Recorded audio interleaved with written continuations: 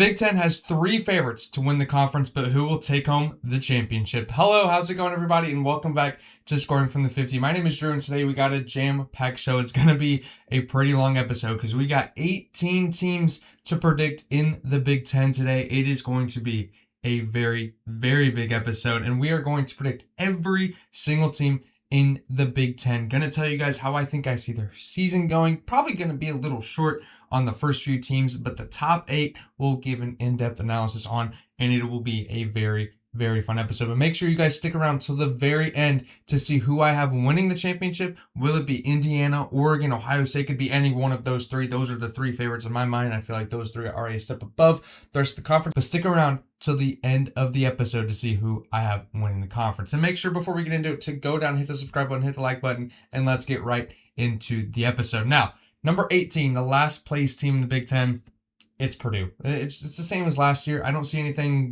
being good with that team. Barry Odom, I like him. He was there at Mizzou, and then I believe he was at UNLV or one of those Mountain West teams. Then he comes to Purdue. Just not a lot there. Last year, his first year there at Purdue, and it does not go well. I see him having the exact same record. I see them going 2-10. I think they're trying to build off of what they built last year, but again, they didn't really build anything last year, so what is there to build off of? They went 2-10 last year. I see them doing the same thing again this year. I'm just waiting for them to get the NIL backing that they need there, and then maybe they can make a step towards competing for a playoff spot or maybe competing for the Big Ten. Right now, nowhere close, and I hope they can get there eventually, but not quite there right now. And of course, they throw in their athletic director taking shots at Indiana saying, if you don't want to win championships, go to Indiana. Indiana just won the national championship last year, so I'm not sure what he's talking about, but, maybe there's some positivity. I like Barry Odom. I think he's a really good coach. I just don't see them being anywhere close to where they need to be right now. Number 17, I have Rutgers going 3-9. What is there to say about Rutgers, right? You got Greg Schiano there, and he feels like he's been there forever, but man, nothing really ever goes right for this team. And, it's one of those teams like, yeah, there's Rutgers in that conference, and then you move on. That's kind of how I feel right now. There's not much to say about this team. They're not going to have a good season. It's going to be about 3-9. Don't see a lot of positivity within that program. 3-9 for Rutgers this year and 17th in the Big Ten. Number 16 is going to be Northwestern. Now, I really like what Northwestern is building right now. You got Ryan Braun in there, and not only do they have Ryan Braun, but they're also bringing in really good coaches. You've got Chip Kelly coming in there. Having Chip Kelly go to Northwestern is a huge deal. That is a NFL head coach. That is a national championship winning offensive coordinator. He took Oregon to national championship games. That is an insanely impressive hire. Do they build off of that? Can they get more talent in there? I like what Northwestern is building there. I just don't love where the roster is at right now. Plus, this year they play 5 ranked teams. They have a very difficult schedule. They play the top 3 favorites in the conference, which is Indiana, Oregon, Ohio State. They play all 3 of them on the road. That is going to play very, very difficult into their season. I don't see Northwestern having all that great of a year. 4-8 is my record prediction for Northwestern. And again, I just don't see much going on there with the roster, but I like the coach that they have there, and I think they're going to build something very, very special there. Just got a really unlucky draw with the schedule. And I think in the future that Northwestern should be one of the better teams in the conference, maybe reaching that Iowa or Minnesota level. I think Iowa's a little bit above Minnesota, but at least get up to the Minnesota level, right? Where they're consistently okay every year. They're never going to be very bad. But again, they got screwed with the schedule this year. Kind of throwaway year. Hopefully they can build off of it going forward in 2027. Now, the 15th team, and I know people are going to get mad at me because I'm a Michigan fan, but Michigan State, I see them going 15th. Look, I don't like what they have on that team. I don't think that they have a good roster at all. I do like the Pat Fitzgerald hire. I think he's okay. I think he got worse towards the end of his Northwestern tenure there, but I think he has a little bit of improving to do in himself. But especially the roster. The roster is not very good. They lost a guy like Nick Marsh last year, who is going to be one of the better players on the team this year. It's just tough to see anything going well for Michigan State. I think I have them winning 3 out-of-conference games and maybe 1 in-conference game. Don't see it yet, but I like Pat Fitzgerald. He's good at building a roster. I don't want to say he's good at building a great culture. We all know how the Northwestern tenure ended. Don't really want to talk about that. But Michigan State, new era, new job, new Pat Fitzgerald. I think he's going to do a good job, just not quite yet. He's got to build a few years, prove that he can be a decent team, and then maybe get a few transfers in there, and then he'll be well on his way to competing in the Big Ten. Now, moving on to number 14, UCLA. Look, within the past week or two, I've heard a lot of positivity around UCLA. The vibes are really high around that program right now. You got Nico Imaliava, so you got a pretty good quarterback there. Bob Chesney, the old coach from James Madison, is coming in there, just took them to the playoff, had a really good season there. He's a really good coach. Because of how good of a coach he is, paired with how good Nico Imaliava is, I think that's where you start to see the positivity and the good signs coming out of camp. I think that's where that comes from. Bob Chesney is going to be a really good coach. Obviously, he's a James Madison head coach going to the Big Ten. That sounds pretty familiar, huh? Ever heard of the Kurt Signetti? That's going to be really, really, really good for UCLA. I just don't see the roster. The rest of the roster isn't quite there, you know? I see a lot of improvement from that team. I think they're going to be a lot better than they were last year. And let me tell you, they have a really interesting spot late in the season whenever they get Michigan, between Michigan going to Oregon and going to Ohio State. So that could be a very, very big upset watch. So I see UCLA having a good season. I think they're going to be a really good team. Just don't know how easy the schedule is. The schedule's a little difficult. And I don't like the roster around Nico Imaliava. Again, I think it's going to be a good year. Really good first year to build off of for Bob Chesney, but not quite there yet, just like the teams beforehand. And then after the 14th team is going to be Minnesota at number 13. I see them going 6-6, just like UCLA. You'll notice within these rankings that I have here, whenever I give a record, it's going to be a 6-6 group, and then a 9-3 group, and then a 10-2 group, and it's not really bad. You know, it's not because, you know, I actually think that they're going to be this way or certain. It's just I have a grouping, right? I have groupings of teams. And I didn't intentionally do that. I went through and I picked every single game in the Big Ten. And, you know, I just didn't see a way for, you know, to bridge the gap between 6-6, 9-3, and then I think 10-2. Of course, there might be like a few 7-5s here and there. But I just didn't see a way to bridge that gap and put teams in the middle, right? So I think that there's very clearly groups of teams in the Big Ten. Like I said, 1 through 15, I have them all 4-8 or worse. And then I have a few teams with 1, 2, 3 teams 6-6, and then 3 more teams 7-5. So you can group that like middle tier Big Ten together with about 6 teams. And then you got the top 8, which is 9-3 for 3 teams, 9-3 for 4 teams. And then you got 3 teams 10-2, and then I have 1 team 11-1. So I did just want to mention that just because, you know, I have them ranked maybe above them, or maybe I have I have UCLA at 14th going 6-6. Well, they could also be 12th whenever I have Nebraska 6-6 as well. I know that might make a few people mad, but we'll get to that in just a second. Minnesota, first off, and obviously I have the obligatory, I have to shout out the Platte County player on this team. Got Braden Stevens there, incoming true freshman. Don't know how big of an impact he's going to be, but always got to shout out the Platte County players. It's where I went to high school, so good luck to him. Hope Minnesota has a really good season, but I just don't think the roster's there yet. It feels like every other year that PJ Fleck has ever had, right? PJ Fleck has been there for 10 years now, I believe, which is very weird to me. Like, I haven't known a Minnesota team without PJ Fleck, so we'll see how he does. I think it's going to be another very similar year to every other year that he's ever had. It's going to be good, not going to be great, not going to be terrible, but I like what Minnesota's building there. Again, I think Braden Stevens is going to be one of the better wide receivers in the Big Ten at some point. I think, obviously I'm a little biased because I watched him in high school and I cheered him on while he was winning the state title, but he's one of the fastest players I've ever seen play football. I mean, I think he's going to be really good down the road. I think he's going to be really good, and then you pair him with another quarterback in a couple years. I think this Minnesota team is going to be pretty good. I just don't think they're there yet. Now, moving to number 12, like I just said, Nebraska. I don't get what everybody's so high on Nebraska with. I don't get it. They lost their QB. Their QB was this is supposed to be the year. This was supposed to be the year that Nebraska came back and they're competing for the college football playoff with Dylan Raiola. They lost him. I mean, whether people look at the roster or not, I see that as, oh, well, he wasn't very good. He didn't pan out. This kind of feels like a, crap year, you know? It's a year that feels like it was supposed to be something that it can't be now, you know? And maybe Calandria, the quarterback from UNLV, comes in. He might do a really good job. But they missed out on Kenny Minchie. They wanted Kenny Minchie. They didn't get him. And then they moved to their third option because Dylan Raiola was their first option. So they lost on Kenny Minchie. They lost on Dylan Raiola. Dylan Raiola went to Oregon. Kenny Minchie ended up going to Kentucky. Those are 2 quarterbacks that they missed out on.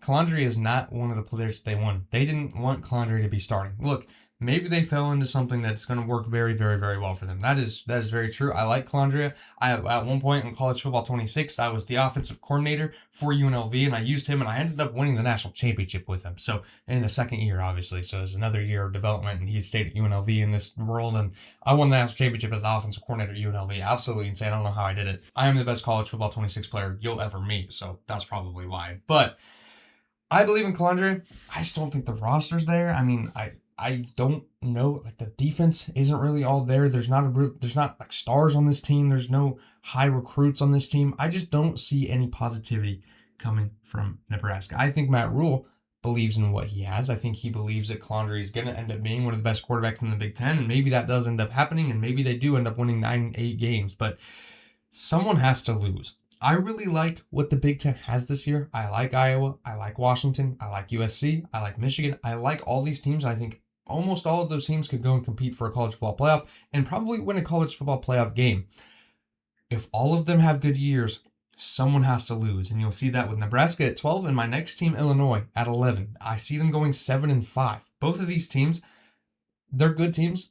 Someone has to lose. If I'm going to be high on someone, I have to be low on other teams, and Illinois and Nebraska are two teams that I'm pretty low on. And look, Nebraska will kind of wrap a bow on this. I just don't see the star power there. I think I see a good team that isn't going to be anything that great. I see them being the exact same as they were last year and the year before. I just don't see any improvement from the Nebraska Cornhuskers. Now, moving on to Illinois at 7-5. Look, they lost a lot. They lost their quarterback. They lost their O-line. Again, I don't want to spend too much time because I know we got to get through this episode, but man, Illinois, I don't see a lot of positivity there. I was hoping that Brett Bielema would build a really good O-line by now, and he hasn't. You know, don't have Devon Witherspoon. I know it's been a few years since he was there, but don't have him. Don't have Chase Brown. I mean, it's been a couple years since he was there as well. But they don't have, I mean, they lost Luke Altmaier last year. They don't have a lot of good players there. They don't have the high NFL draft pick kind of players that they used to have. You know, Illinois, it was kind of impressive there for a little bit. You talk about SEC teams, and, you know, even if you go down like to the 10th, 11th best team in the SEC, you're still going to find a player that could go in the first round in the NFL draft. Illinois had that there for a little bit, especially with Devon Witherspoon. He's one of the best cornerbacks in the NFL right now. They had that, and now they don't. They used to be one of those teams that could have good players every once in a while, and I just don't see that anymore. Therefore, I see them going 7-5. Now, moving on to the top 10, another 7-5 team is going to be Wisconsin. And look, you can interchange Illinois, Wisconsin, Maryland. I see them all going 7-5. You could really interchange anyone from 14th, UCLA going 6-6, all the way up to my 9th best team, which is next. But Wisconsin, I think they're going to improve. I like what Luke Fickell's building there. I like that the athletic director was able to say, hey, we didn't fund this team at the level that we should have last year. And now going forward, we can improve, right? We can go forward. We can invest in this team. We can give them the funding that they need.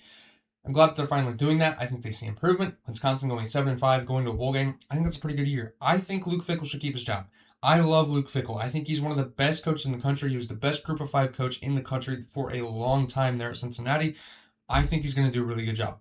I was so high on Luke Fickell that I think he's going to do such a good job that he keeps his job there and turns Wisconsin into a winner.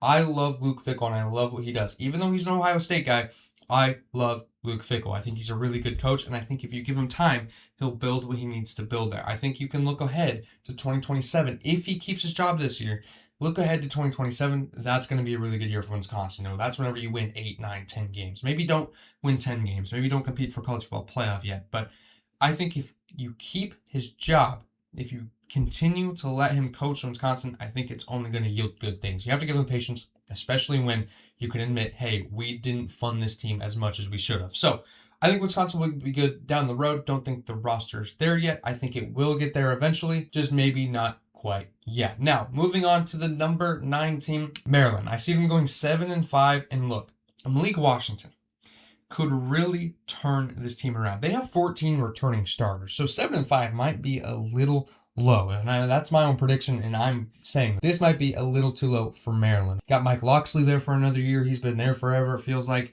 Maryland is going to be good. They have 14 returning starters plus a quarterback who was really good last year. Just needs to rein in the turnovers a little bit, and he's going to be really good. Maryland, again, I think they could be really good. 7-5, I think that's a little too low. I think they could go 8-4, maybe 9-3, and have a really good year there. Just not quite sure on their roster yet. It's one of those things like Illinois last year. They brought back a ton of players, but whenever you bring back a ton of players, it kind of sometimes can be, well, yeah, you brought back a bunch of players, but you're just running into the same ceiling. You know what I mean? Sometimes it's good to get new blood in there and get players that are really good and can supplant the players that were there last year so you can continue to improve instead of just having a similar season that you did the year before. Last year, Illinois brought back a ton of players, didn't end up having that good of a season. They had a good season, they had a decent season, but they didn't have a great season. They weren't competing for college football playoff. A lot of people had them in their college football playoff. Again, a lot of people, even me last year, like, this team could be the Indiana of last year. But Illinois, they should have been better last year because they brought back a ton of players. Then they weren't as good. They were kind of just the exact same level that they were the year before. Maryland, I kind of see the same thing. I think they're just going to be hitting their head on the ceiling that they're already at. Malik Washington, though, could be the difference. I really like him. He's really good. He was shopped around whenever he was being recruited. He went to a few different schools. I believe that he was visiting Michigan, and then we ended up getting Bryce Underwood in that class. So not quite sure if he actually would have ended up at Michigan if Bryce Underwood hadn't commit there. But again, the fact that he was being looked at by Michigan and probably would have ended up there if Bryce Underwood wasn't going to Michigan, that should tell you how good Malik Washington was as a recruit and how lucky Maryland should feel that they have him because he is a really, really big talent. Moving on to number 8, and that is going to be Penn State. Number 8 and above are where the college football playoff contenders truly start for me. Anyone from 8 and above in the Big Ten could hypothetically make it to the college football playoff. Look, Penn State, I'm not going to sugarcoat it. The roster isn't as good as it has been, but this is by far the easiest schedule I think you could have asked for. If you were bringing in a new head coach, one that had never coached in the Big Ten before, had never coached at this level of college football before, this is the schedule that you would want. Only 3 ranked games. You're going to go play USC at home, and then you play at Washington and at Michigan. So only one big time West Coast trip. That's going to be pretty easy. Got USC at home. They have to travel all the way to State College from the West Coast. Play at Michigan. That's going to be a tough game. I do have Penn State losing that game. Obviously, I have them going 9-3. So all 3 of those games, those are the 3 toughest games. Those are the 3 games that I see them losing. I just don't think the roster's there yet. Look, they're only returning 4 starters from last year. That is absolutely insane. Penn State is going to be one of the teams that is always bringing back big players. This year, not so much. But Rocco Beck, though, I think he's going to be one of the best quarterbacks that they've had at Penn State in a long time. Drew Waller didn't plan out as much as they wanted to, but I think Rocco Beck will be very solid.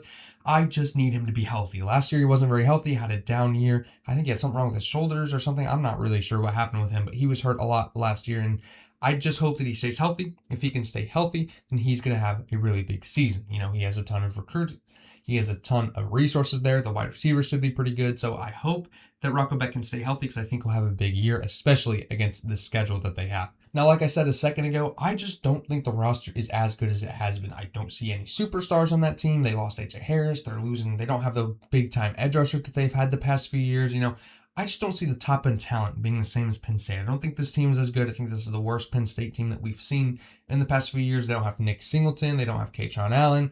That is going to be a big loss in the running backs room. So I don't love the roster. I just love the schedule. I think they have a good enough roster to beat the teams that they should. I don't think they have a good enough roster to beat the team that they shouldn't, which, of course, you could kind of look at it and say, well, didn't they fire James Franklin for not being able to beat the teams that they couldn't or shouldn't beat? They got fired because he couldn't beat top 5 teams, couldn't beat top 10 teams. We saw that last year, right? Well, maybe not. Last year he lost the Oregon game, and then he lost to Northwestern and UCLA, and you could argue that's why he got fired. But, whenever you can't beat that Oregon team at home, whiteout game, you can't win that game, you're probably not the right guy. You're probably never going to get over the hump. That was the game. That was the game to get over the hump, and he couldn't. Now you bring in Matt Campbell, and I'm here before the season saying the same thing. Like, hey, they're going to beat the teams that they should. They're going to lose the teams that they should. I see Penn State going 9-3. Now, the fact that they lost 90 players, I don't know if that's true. That's what On3 said for their football team. On3 has it that they lost 90 players last year. If that's true, I don't know how in the world they're expected to compete at all. 90 players. That completely blew up the culture. Maybe that's a good thing, of course. Completely blew up the culture. Completely blew everything up. Blew up the entire staff. 39 players transferred in, though, so that's pretty good. Again, I don't know if that 90 players thing is true because, obviously On3 is reliable, but it's 90 players. That seems a little high, you know what I mean? I thought it was like 50 or 60. I knew it was a lot. I didn't know it was that many. They brought in 39 players to replace him, though, so it's just a completely new team. Again, it's mostly the Iowa State team from last year. The Iowa State team was good last year. I think they went 8-4 if memory serves, but they aren't competing for a Big 12, and if they aren't competing for a Big 12, then how are they going to compete in the Big 10? You know what I mean? Like, the Big 10 is very clearly a step above the Big 12. So I don't see how Penn State truly competes for the Big 10 this year. I think they're going to be good, but won't be great. Let's move on to number 7, and that is going to be Iowa, going 9-3. They're only returning 6 starters, which is very rare for Iowa. I feel like they're a team that always has a lot of continuity, especially on the defense. They're always really good. So they're only returning 6 starters, and they have one of the only true quarterback battles in the country. Jeremy Hecklinski. I really hope that I said that right. Hecklinski. I think that's how you say that. Sorry, I'll move on. Jeremy Hecklinski versus Hank Brown. That is going to be a very, very big deal. Personally, I think Hank Brown wins it. I think right now Jeremy Hecklinski is probably above him right now, but Hank Brown played at Auburn. I think he's going to probably win this job just because he has the experience of at least playing a little bit whenever he was at Auburn. Hecklinski hasn't played very much at all, so I see Hank Brown winning that. I might be wrong. I feel like I'm probably wrong in saying that. I like Hank Brown. I think he's going to do a good job. Don't think he's going to be anything that great. Don't think any of these quarterbacks are going to be anything great because it's Iowa quarterbacks. Don't really ever see Iowa quarterbacks doing anything that special. Now, the defense is going to be good. The defense is always going to be good. You know, you got Kirk Ferentz there for another year. He's going to be really good. He will always have a good D line. Will they have a superstar, though? One of the best Iowa defenses that I can remember always had some type of superstar, whether it was Cooper DeJean, whether it was AJ Epinenza. There's been a few different superstars on that defense. Can they have something like that this year? I don't see it. So I don't see them really continuing to be a college football playoff contender. Now, they'll be close. Again, 9-3, that's a really good year. I just don't see them getting to that next level. Until they get a superstar on either the offense or defensive side of the ball, preferably the offense, obviously, how bad that offense has been. Until they have that, I don't see them competing in the college football playoff. But again, 9-3, another really good year for the Iowa Hawkeyes. Now, the third 9-3 team is going to be Washington. Look, the Damon Williams situation is very, very interesting. We all know, I'm assuming you guys know, if you don't, last year he tried to enter the transfer portal after signing a new deal with Washington, and then it ended up, well, if he did that, he would have owed Washington a crap ton of money that he wouldn't have been able to afford, so he ended up staying at Washington, and it was a whole mess. So, to me, I think that that's going to show up in big games. I know that, like, it's a more professional environment now, and you go look at the NFL, like, if someone requests a trade, I know Jed Fish compared it to a player requesting a trade in the NFL, and then it doesn't work out and he has to come back, right? I don't see that in college. Look, these are kids. These are 18 to 22-year-old kids who take things personally. They haven't been able to be like, they're not old enough to say, well, you know, maybe it's not personal, you know, it's not about me, you know. I mean, you know, I get what he was trying to do. He's trying to spend money. No, if I were a kid, I'm a 19-year-old kid. If I was on that team and my quarterback tried to leave, he doesn't even want to be here. Why would I go on the field and die for that guy and put my life on the line to go play and try and win a football game for that guy? Why should I do that if he doesn't even want to be here? That's how I would see it. That's how I would see it. I'm petty. I'm 19 years old. I'm a kid. That's how I would see it. Is that right? Probably not. Is that good? Probably not, and I should probably fix my way of thinking, right? Because obviously he's just trying to get more money. I mean, he's a 20-year-old kid. I'm not sure how old he is. He is a kid. Of course he wants more money. He's a kid that made a mistake. It happens, right? But if I was on that team, I'm a kid. I want him to be on my team. I want him to be fully committed to my team. If not, I'm not going to go out there and, you know, if I'm a left tackle, I'm not going to go out there and, you know, try and make an insane block at the very last minute to try and get him to die and put my body on the line whenever he could just take it and I'm fine. I'm like, well, that guy tried to leave us. Of course I'm going to, obviously you can't think like this and play this fast, but that's what goes through the head very, very, very quickly. I'm not going to put my life and put my body on the line to save this guy and try and win a football game for Damon Williams if I'm a player on that team. Of course, everything seemed good at Big Ten Media Days, but just don't see anything positive coming from that. However, they are returning 10 starters. Most of it is on the offense. 7 of the players are on the offense. I think their offense is going to be really good. I just don't know how good the defense is going to be. They have a lot of positions that could be really good, but maybe they won't be, and I don't really know. A lot of young players, a lot of new players. There's a guy by the name of Devin Hyde. He's a true sophomore outside linebacker. He played a little bit last year. He's going to come in, and I think he needs to be the leader on that defense, and I think he needs to come through and make big plays in big moments for that Washington defense. he needs to take the next step. He's a player that needs to step his game up to the next level for that defense to take their game to the next level and compete for the college football playoff. If not, how I see it going, 9-3, missing out, being that close to the playoff, but in big moments, whenever the game's on the line, I don't see this Washington team having the mental toughness to get through it because of what happened last winter. So 9-3 for Washington. Again, a really good season, just not quite where they want to be quite yet. Now, moving on to the top 5, and I have the Michigan Wolverines going 9-3. Now, for Michigan, I totally believe that this is completely on Bryce Underwood and his development as a quarterback. Now, the O-line, they were returning, I think, 3 or 4 starters from the O-line. That's going to be really good. Andrew Babalola, the former 5-star, he's going to be on the offensive line. J.J. Buchanan, Jamie French, and Andrew Marsh all in the wide receiver room. That's going to be really good. I don't see a way that this offense isn't good. Then you add in Jordan Marshall. That's going to be a really good run game. And then there's this kid, Savion Hyder. And it's Hyder. There's no L. It's Hyter. Not hitter. It's Hyter. Please say it right, or else I'm going to get demonetized and no one's going to like my comments. So he comes in, and there has not been a single bad word spoken about this true freshman. He's a 5-star running back from the state of Virginia. There has not been a single negative word spoken about this guy since he got on campus in the winter. He is going to be an absolute superstar. Jordan Marshall, he had a really good year last year. He got a little banged up towards the end. He's coming back, and he's going to have a really good year. He was the number 2 running back to Justice Haynes last year. He's going to have a big year. Jordan Marshall is one of those players that I've always thought ever since, I watched him get recruited out of high school. He's from Ohio State, one of them. I think they actually ended up getting Bo Jackson. I believe that they were in the same class. We ended up getting Jordan Marshall. He's from Ohio Gatorade Player of the Year. He was insane in high school. He's a really good recruit, and I've been waiting for him to show up. Last year, he had a really good year. Wasn't quite there yet because of his injuries. Wasn't quite the year that we wanted. This year is going to be his year. That has to be a really big year for Jordan Marshall. But the fact that he doesn't have to come in and be the bell cow back and not have any help at all in that running back room, which is kind of how it's been the past couple of years. Of course, we did have Jordan Marshall and Justice Haynes last year, but the year before, Donovan Edwards was the only running back that we had there for, I think it was 2024, and he wasn't all that great whenever it was just him, right? Before that, we had Blake Corum, really good year in the run game. Last year, we had a really good year in Justice Haynes and Jordan Marshall. Now, they both got hurt at the end of the year. I believe both of them missed the Ohio State game, which I was at, and let me tell you, I watched that game.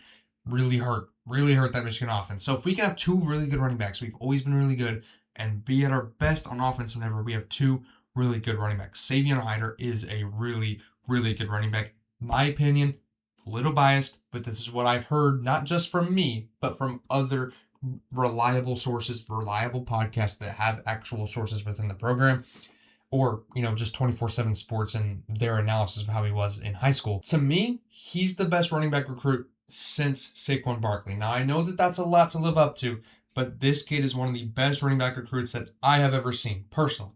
I know I haven't been around college football that long. I know it's been about 4 or 5 years since I really started loving college football and really got into it. Like, I know this guy, I know this team, I know this team, I know everything about every single team. It's only been a few years since I've been like that. But this is the best running back recruit that I've seen come out of high school, probably since Bijan Robinson, since Najee Harris. This is a really, really big-time running back recruit, and I think he's going to have a big role this year as the number 2 running back. He's going to get a ton of carries. I expect him to have about 500, 600, 800 yards, somewhere around there in his first year as a true freshman, on top of Jordan Marshall, probably rushing for over 1,000 yards. That's how I see this offense working. Then you throw in J.J. Buchanan, Jamie French, Andrew Marsh, like I said a second ago. That's a really good wide receiver room. It's a better wide receiver room than I think Michigan has had in a very, very long time. And by in a very long time, I mean since before they won the national championship, before those really good teams that they had. Jamie French, I think he was a former 5-star. He could be really good. Andrew Marsh, to me, is a very solid second-round talent kind of guy. I think he could, if he has a good season, he could even go in the first round in a couple years. He is a true sophomore, so he's not draft eligible yet. I think he's going to go in the top 2 rounds someday. He's going to be really good. And then J.J. Buchanan had a really big year at Utah last year. He's going to have a really big season this year as well. I think he can play a little bit of tight end as well. So that'll be very important, replacing Marlon Klein. So that is a very, very, very big deal for Michigan. That is going to be a really good offense. Now, the defense, I see them being a little bit better than last year. But again, last year the defense was okay. Wasn't great. Had a few. We really, really, really struggled with competing on the long distance plays. The lack of focus that we had. Whenever we would get to like third down, third down in like 20, third down in 15, and be like, all right, like let's get off the field. And then huge play. Go rewatch. I don't know why you would, but go rewatch the USC game that we had. And oh my God, it drove me absolutely nuts. That team could not get off the field to save their lives against USC. Every single time we would get them to a third or second and long, and they would run a draw play, and then the running back would take it for 15 yards and get a first down. It drove me absolutely nuts. Hopefully that can be fixed this year. I think the secondary is a little bit better. A lot of players are coming back on the defensive side of the ball. One of the biggest questions, however, for this defense is if John Henry Daly, the transfer edge rusher from Utah, can be healthy.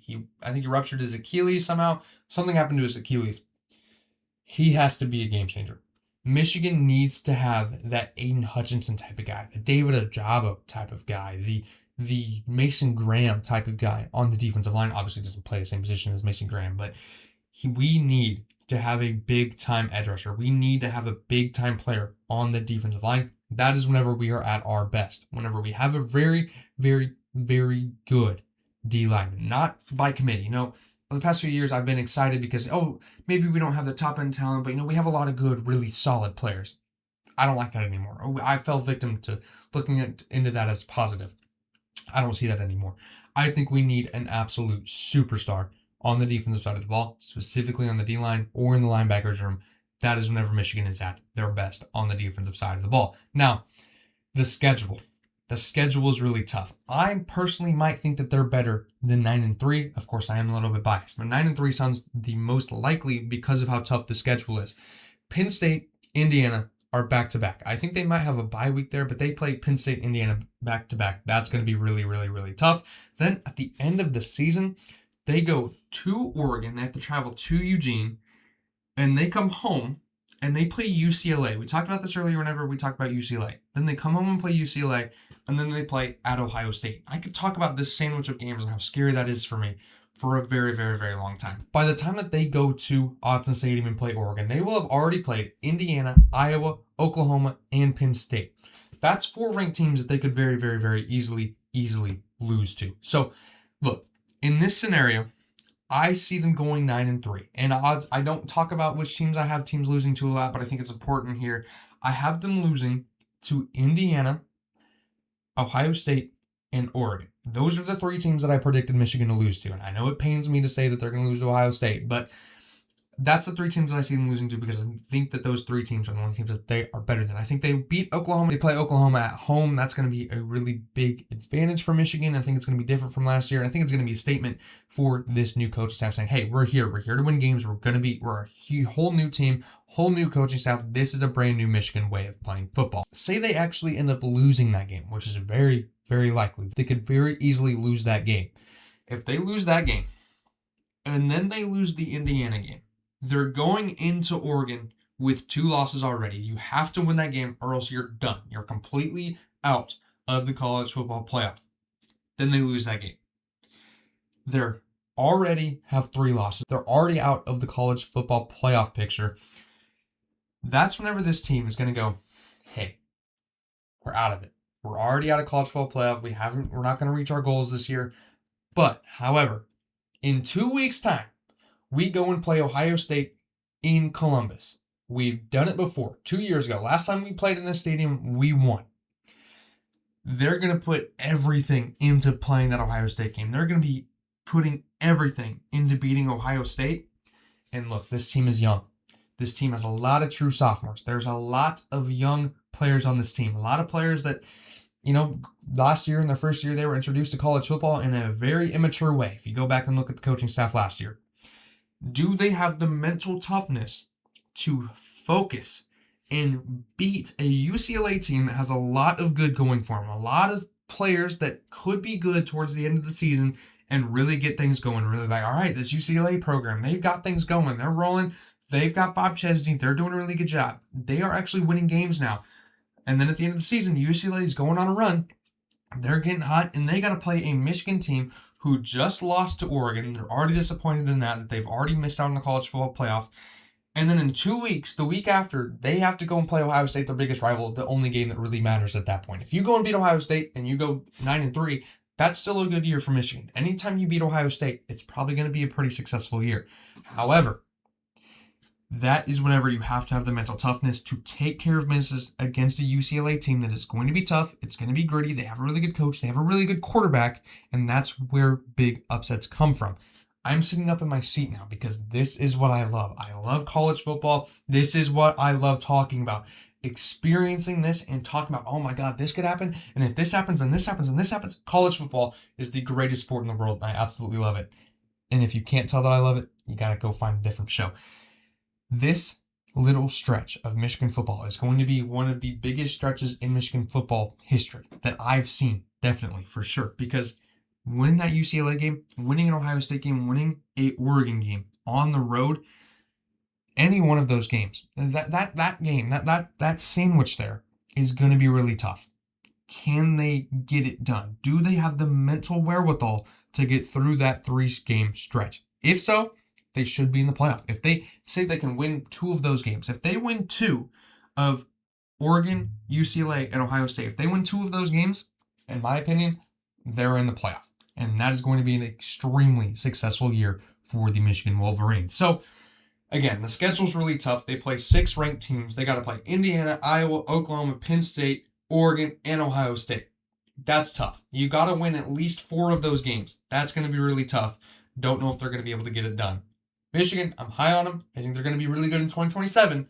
Just not quite there yet. Now, we get to the teams that I think are there. Finally, after saying don't think they're quite there yet for about half of the teams that I just talked about, 4 and above are the teams that I truly believe are there now. USC is going to be my number 4 team. I see them going 10-2 in making the college football playoff this year. I love what USC is doing this year, okay? Is this a make or break year for Lincoln Riley? I don't know. Is he on the hot seat? Is he not? If he doesn't make the playoff, but he goes 9-3, does he still have a job? If he goes 8-4 and worse, he probably is fired, in my opinion. I think he should be. I think he has the talent. He has the players. He has the coaching staff. He should be at least 9-3 this year. Now, if he goes worse than that, he probably gets fired. If he's at 9-3, does he keep his job? Is that good enough for USC?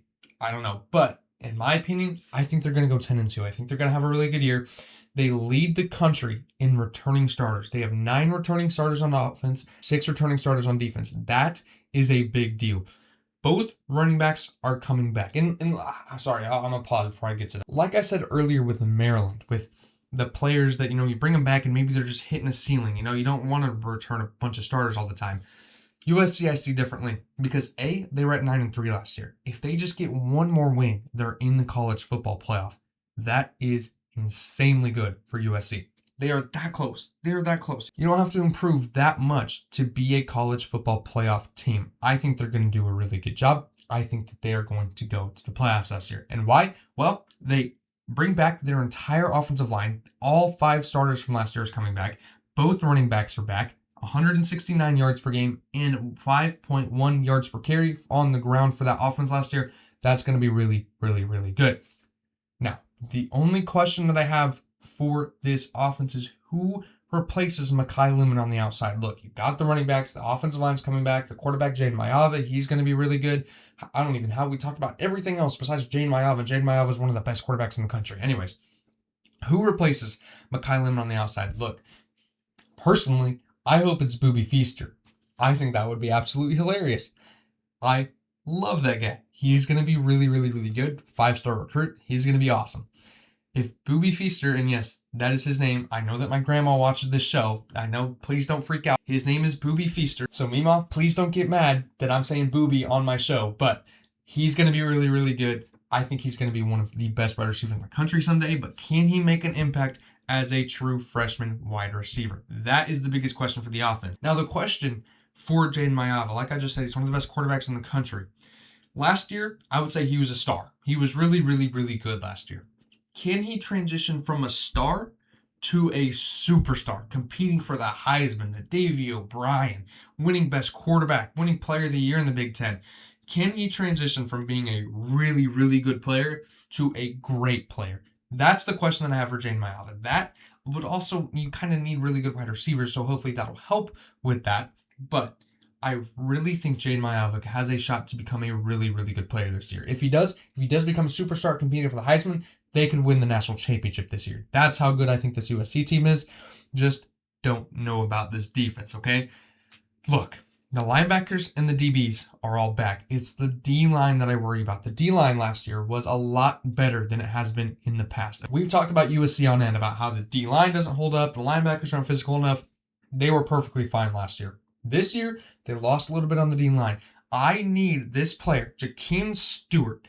He had 7.5 TFLs last year. He's going to come up and play a huge role on this defensive side of the ball. He's going to be a big guy in the middle. He's got to come up huge on that defensive line to make that defense as good as it was last year. If it can be as good as it was last year, if it can be even better than it was last year, they got Gary Patterson in there, the new defensive coordinator, then this team has a lot of potential. And that is why I love what USC is building right now. I think they're going to be really good. The running game. The fact that USC has a really good run game. Again, 169 yards last year per game. That is really, really, really good. If they can continue that, that's where I see this offense really, really, really shining bright. I absolutely love this team. I think they're going to be really good. How much impact does Gary Patterson have? The defensive coordinator there, he used to be a head coach. He's had really good defenses for years. If he can play this, if he can get this defense to take the next step, then this team is going to compete for the national championship. If he doesn't, if they're just good as they were last year, then 10-2. That's exactly where I see it. If they can, this team can compete for the national championship. The schedule, I'll probably mostly end on talking about the schedule for these next few teams. The schedule is very manageable. Only 4 ranked teams, but the problem is that 3 of those games are against Indiana, Ohio State, and Oregon. The top 3 favorites to win the conference this year. That's going to be really tough. Personally, I see them beating Oregon early in the season. That's the game that I see them winning against the Big 3. They have Oregon at home. I think that's going to be a big spot for USC, and I think they get the job done in week 4. I think it is week 4 or week 5. Really big game. Really excited to see what USC can do this year. Now, number 3 is going to be the defending national championships, the Indiana Hoosiers. Defending national champions. I could say that over and over again, and I will never get used to saying that Indiana won the national championship. But however, here we are. The offense is very new. The defense is very old. The offense has a lot of moving parts, right? A lot of new receivers, new quarterback, new running backs. The offensive line, I think they brought back a little bit, but not the entire unit. Now, got to talk about the quarterback. Josh Hoover is going to play a huge part in how good this team can be. I like what he brings to the table. I like that he played in a very similar system while he was at TCU. I think that is going to play very well for the Indiana Hoosiers. Again, I talk about this all the time, and I think it's very, very, very important. He ran the second most RPOs in the country last year. First was Fernando Mendoza at Indiana. So that's going to be really, really, really good for him. I think that's the perfect system for him. However, just because he ran a similar amount of plays, I got into an argument about this with somebody on Instagram. I don't think just because you ran a bunch of the same plays or similar type of plays, that doesn't mean anything. That doesn't actually move. That doesn't actually prove any production. It's not how many yards, it's not interceptions, it's not touchdowns. That doesn't mean anything. Just because you ran a lot of the same plays doesn't mean that they were successful. And I know that that's true because Josh Hoover threw 13 interceptions last year. He turned over the football a ton. If he can take care of that, then yeah, maybe this team's going to be just as good as it was last year, but I don't know if he can. Now, a couple years ago, they had a quarterback, Curtis Rourke, took him to the playoff. He was pretty good. Fernando Mendoza last year, he was pretty good. He won the Heisman, won the national championship. Is Josh Hoover closer to Fernando Mendoza, or is he closer to Curtis Rourke? Maybe he's a little bit worse than Curtis Rourke. Don't know. But I think he's going to be somewhere between Fernando Mendoza and Curtis Rourke. Where does he fall in between this range right here? If he can be closer to Fernando Mendoza, they're in for another really good year. If he's closer to Curtis Rourke, then I don't see how they repeat as national champions. I think they're still going to have a good year. Josh Hoover's a good quarterback. By no means am I saying he's a bad quarterback. I think that they could compete for a national championship if he's closer to Fernando Mendoza. Now, let's talk about the rest of the offense. Okay, the wide receiver room is going to be really good. Nick Marsh from Michigan State, absolutely love him. I think he's one of the better wide receivers in the country. We just haven't heard about him yet because he was at Michigan State in a terrible situation. Charlie Becker, we know him, came up with a few really big catches in the college football playoffs last year. I love this wide receiver room. I think they're going to do a really good job. One of the better wide receiver rooms in the Big Ten. However, the part that I'm really wary about is the running back room. They brought back their third string. They lost their first and second string running backs last year. They brought in Turbo Richard, who is from Boston College, 750 yards, 8 touchdowns last year. I don't think the running backs are going to be anywhere near as good as they were last year. I think they're going to be good. I think they're going to be decent. Can't say they're going to be anything better than that. I think they're going to be serviceable. Don't think they're going to be anything special. Kalen Black last year, he was really, really, really good.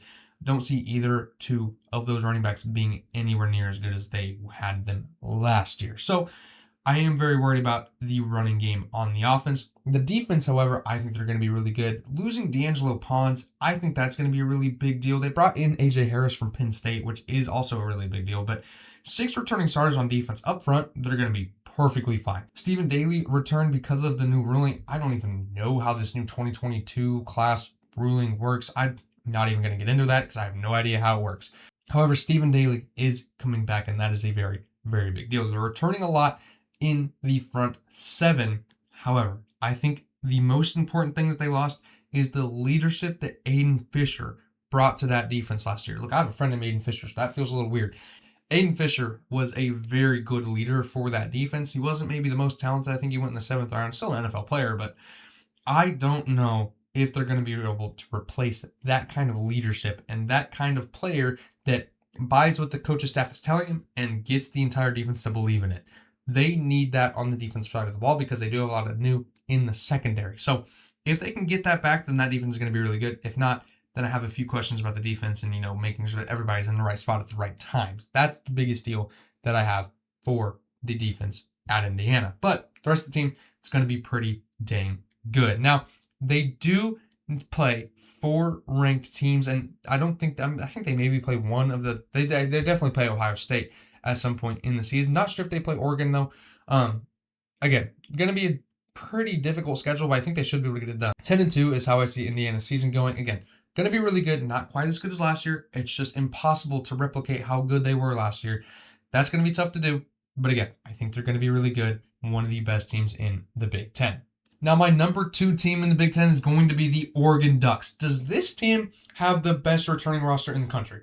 That's the question for Oregon right now. I think they have easily one of the best returning rosters in the country. 14 returning starters. They have a top 5 pick returning in their quarterback with Dante Moore. He's going to do a really good job. That whole offense is going to be really good. The wide receiver room is absolutely insane. They have 6 returning starters on offense, by the way, which is totally different from last year. I remember looking at Oregon last year and well, they're going to be good, but they're returning 2 players on offense. No, they returned 1 player, 1 starter on offense last year, and it was their center. So this year, totally different story. 6 returning starters on offense: Jeremiah McClellan, DeCorian Moore, and Evan Stewart. Those 3 all are very proven wide receivers. All 3 of them are going to have big years. Jeremiah McClellan and DeCorian Moore really stepped up whenever Evan Stewart got hurt last year. Evan Stewart had really good years at Texas A&M. Evan Stewart is going to be a huge deal coming back next year. The fact that they are adding him to a team that was already so good on offense last year, he's not even included on the 6 returning starters on offense, and he's probably their number 1 wide receiver. So that is a very, very big deal for that offense. Now, who fixes the run game? The run game was the issue last year, especially in that game against Indiana. I know Dante Moore didn't have a great game either, but it's hard to whenever you don't have a run game to rely on. And the reason why they didn't have any run game to rely on is because they all got hurt.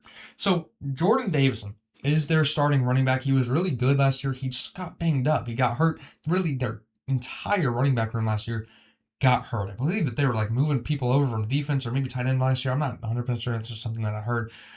They were moving people around just to be able to play running back last year and make sure that they had a running back. So I don't know how good their running back room is going to be. I think Jordan Davidson is a really good player. Just needs to stay healthy, and they will be perfectly fine. That offense is going to be really good. That's how you fix the offense. And again, it's really just the running backs. That's it. That's all you need to fix for Oregon, and they're going to be a really good team. The defensive side of the ball, returning 8 players. on a defense that was as good as it was last year, okay, like that's all I need to know. That's all I need to know. They were returning 8 players on defense. That's all I need to know. From a defense that was as good, I don't need to know more than that. However, the biggest question that I have for this team, their coordinators both left. Look, last year in the playoff, probably didn't help them that both of their coordinators were trying to be their coordinators and also head coaches of another program. Both of them were doing that at the same time. Will Stein at Kentucky and Tosh Lupoy at Cal. So don't know if that's going to be an improvement this year. I think they're going to get a little bit worse at the coordinator positions. And how big of an impact does that end up having? They were 11-1 last year, so I do see them regressing just a little bit. I think it's because of the coordinators. Now, however, like I talked about, their roster is insanely good. Doesn't mean that they can't compete for a national championship. Doesn't mean that they're going to finish worse than they were last year. I just see the regular season being a little bit worse, especially earlier in the season. They have to play Indiana. They have to play USC. Again, like I talked about USC, that's the game that I see them losing. I see them dropping to USC, and that's how USC gets into the playoff.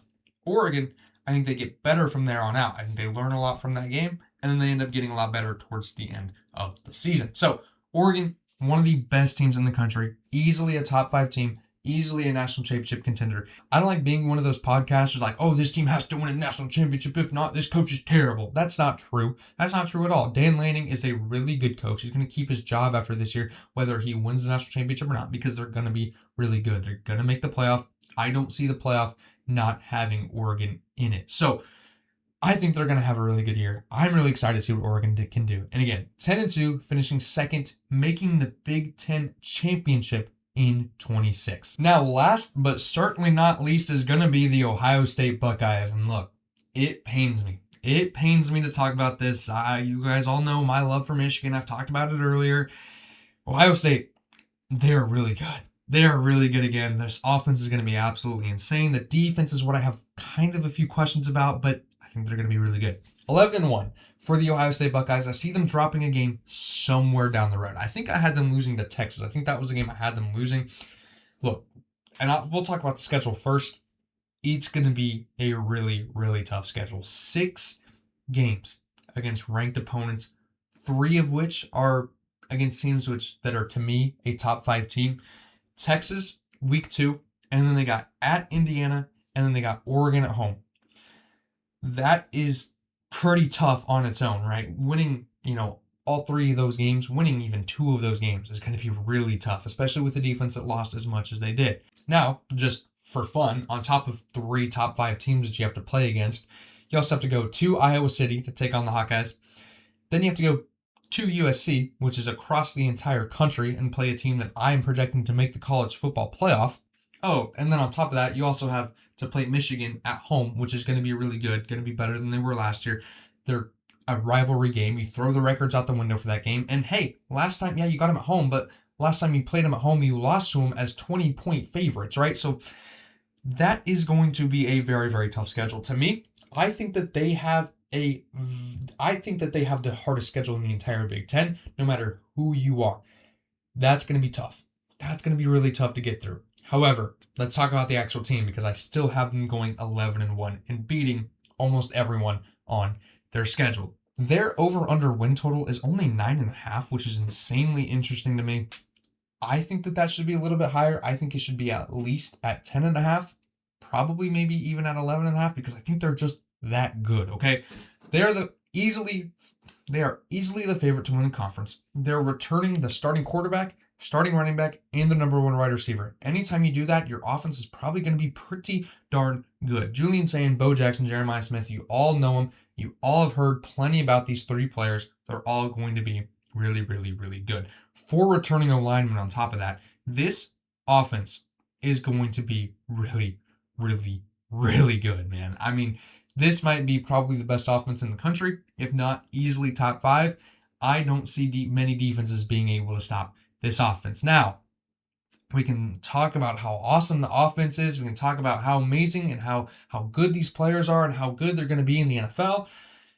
The defense I have a lot of questions about. Look, they're bringing back Matt Patricia, their defensive coordinator. He did a really good job last year, and I expect him to do the same again this year. Now, I know I just moved on from the offense, but they do have a new offensive coordinator in Arthur Smith, and I'm not sure how I feel about that. I wasn't sure how I felt about Matt Patricia, though. So I didn't like the Matt Patricia hire. I got excited as a Michigan fan whenever they hired Matt Patricia, but I also got excited whenever they hired Arthur Smith, so that could end up spelling a very, very bad time for me. But this defense, I do have a few questions about. Kenyatta Jackson on the D line, Devin Sanchez at the center back, and Quay Rousseau as the linebacker / edge rusher.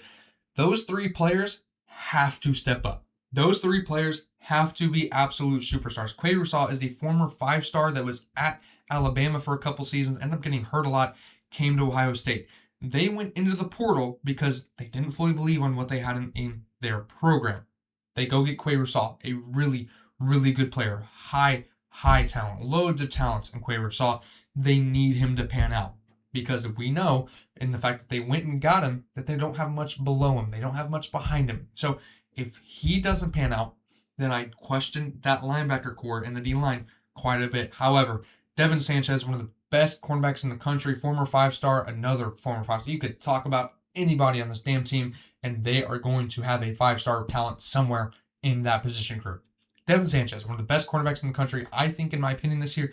Didn't play a lot last year because the defense was so loaded last year. He's going to have a huge role. He's going to be the guy that's trying to cover an Evan Stewart, Corey Moore whenever they play Oregon, trying to cover Nick Marks whenever they play Indiana, and Andrew Marks whenever they play Michigan. And whenever they play these big teams that have good receivers, Devin Sanchez is going to be the cornerback to step up and cover them. He's going to play a huge role. Kenyatta Jackson, he's the Arvell Reese replacement. Kenyatta Jackson's got to come up huge. He's going to be playing on the D-line, got to get into the quarterback, got to stop really big run plays.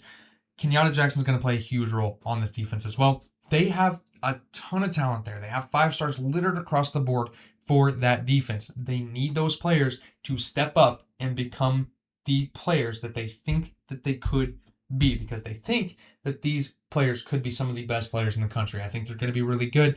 I like what the defense has. I just need to see it. If I see it against Texas, boom, instant. They're probably going to win the national championship. They're one of the best teams in the country. If this defense can step up against an offense like Texas, if not, then 11-1, 10-2 might be in the cards for Ohio State. The defense has to come through in a big way. Now, however, they are playing the hardest schedule in the Big Ten, and I think that is going to hinder them quite a bit to really become one of the best teams in the Big Ten. However, if they get through that, which I think they will, they're going 11-1. They're going to the Big Ten championship. They're going to college football playoff as a very, very high seed. So Ohio State is the favorite to win the conference, in my opinion. That's my pick to win the Big Ten this year. How could you not, right? This team is always going to be really good. They have a really good offense. How could you not pick Ohio State to win the conference this year?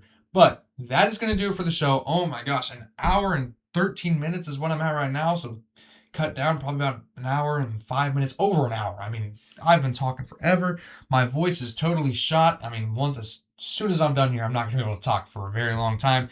But we had to get this episode in because the Big Ten is one of the biggest conferences, one of the most important conferences in the country. We had to get this episode in, and I cannot wait to see what happens in the Big Ten. Now, if you have made it this long on the show, which I know many people don't, if you have, make sure you go down and leave a comment, hit the like button, hit the subscribe button. If you're an hour into this episode and you haven't subscribed, what are you doing? Go down, hit the subscribe button. Tell me your thoughts. Who's going to win the Big Ten? How do you think Ohio State's going to fare against this really tough schedule? Give me all your thoughts down below in the comments. And again, thank you guys so much for watching, and I will see you again next week.